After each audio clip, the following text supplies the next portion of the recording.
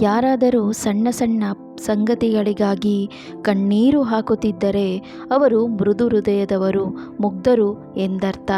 ಪ್ರೀತಿ ಮುಂಜಾನೆ ಪ್ರಾರಂಭವಾಗಿ ಮುಸ್ಸಂಜೆ ಕೊನೆಯಾಗುವುದಿಲ್ಲ.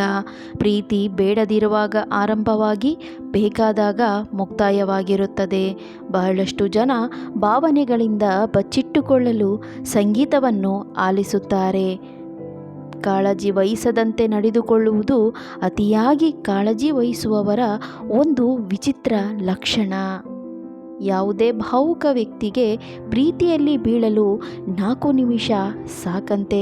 ಯಾರಾದರೂ ಸಣ್ಣ ಪುಟ್ಟ ವಿಷಯಗಳಿಗಾಗಿ ಸುಮ್ಮನೆ ಕೋಪಿಸಿಕೊಂಡು ಸಿಡುಕುತ್ತಿದ್ದರೆ ಅವರಿಗೆ ಪ್ರೀತಿಯ ಅವಶ್ಯಕತೆ ಇದೆ ಎಂದರ್ಥ.